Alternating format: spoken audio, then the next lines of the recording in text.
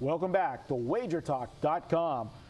Baltimore at New Orleans, Monday Night Football. Brian, you look at this one, and if you just look on the surface, you got Baltimore coming in here. They've had 2 weeks to prepare. They get the extra day because it's a Monday night, and are facing a New Orleans team that up until 2 weeks ago had won, 15, 16 in a row at home? I think it was like 18. And now they've lost back-to-back at home.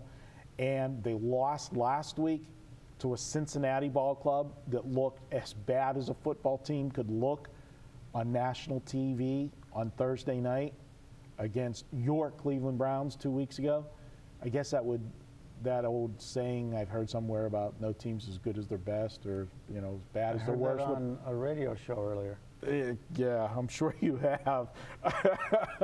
But that was a case in point where Cincinnati showed up in the Superdome. Now, do we write off the Saints off of that? Because they not only lost, at least the San Francisco game, it went to overtime.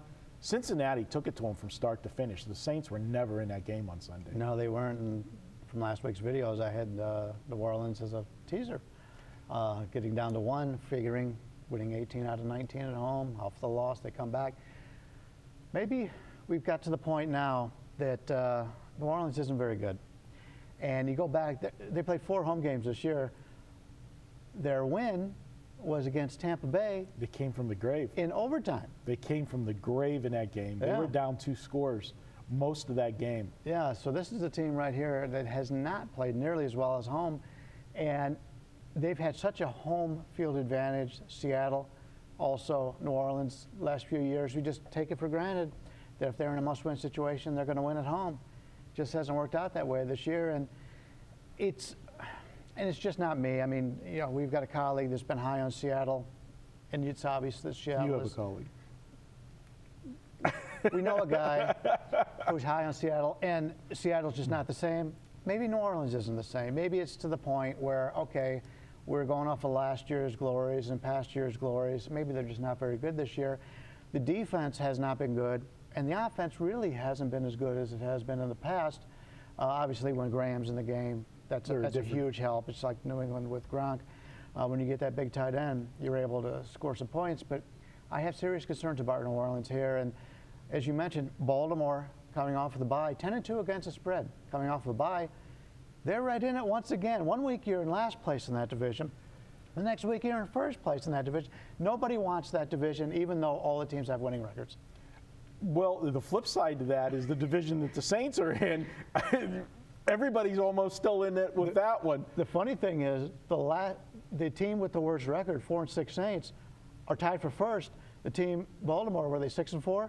Tied for last. Yeah, it's tough. It's amazing, but I'm going to tell you, and I don't know where I'm going on this one yet. I'm going to, maybe make a play or not make a play on Monday.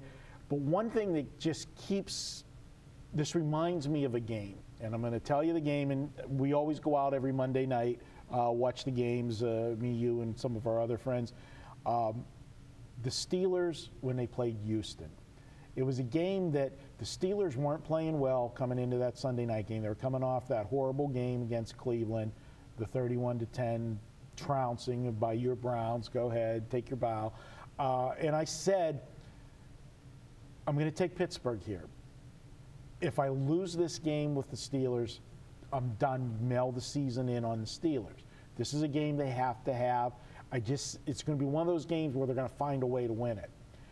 And it was, if you remember, that was the game that had the 3-minute flurry right before the half, 21 points. They got the win, and that was the only reason they won that. And then it sparked them to 2 impressive wins the next 2 weeks.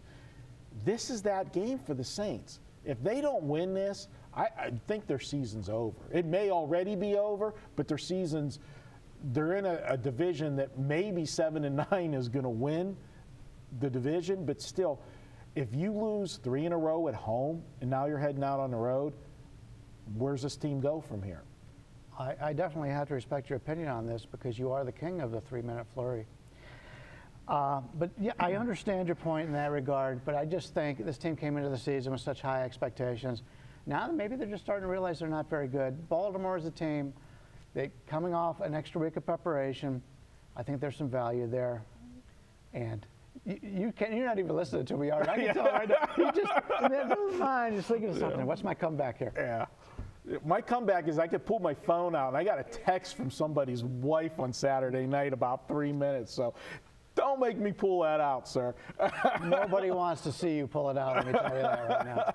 But, you know, on paper, I agree with you. Baltimore's the side with the extra time to prepare and everything. It's just, we just sometimes, these primetime games, we see the home teams find a way to step up and make it. And if you think back, Sunday night game, you know, about a month ago, these same Saints against Green Bay. Green Bay was looking good, scoring a lot of points, coming in there. Saints were struggling, looked like a live dog. I wanted to make a point on that. I'm glad you reminded me. It has nothing to do with you, by the way. But at halftime of that game, it was right there. You know, second half of that game, the Saints were great. That's the only good half of football they played in the last 3 games. Yeah. All right. Brian says to take Baltimore. I'm on the fence on this one right now. Maybe I'll have something later in the week, but I'm still kicking this one back and forth. Also want to tell you, it's Monday Night Football. That means Tuesday is tomorrow. Always at geez, I did that about twice this week. At wagertalk.com, you can get $2 Tuesday. It's the promotion that screwed me up because it's similar. $2 Tuesday at wagertalk.com. We pick a capper. He gives you his best bet for just $2. Check it out this week on Tuesday. As always, guys, thanks for tuning in. This Tuesday's too early. We usually tape on Wednesday. I got to blame the producer.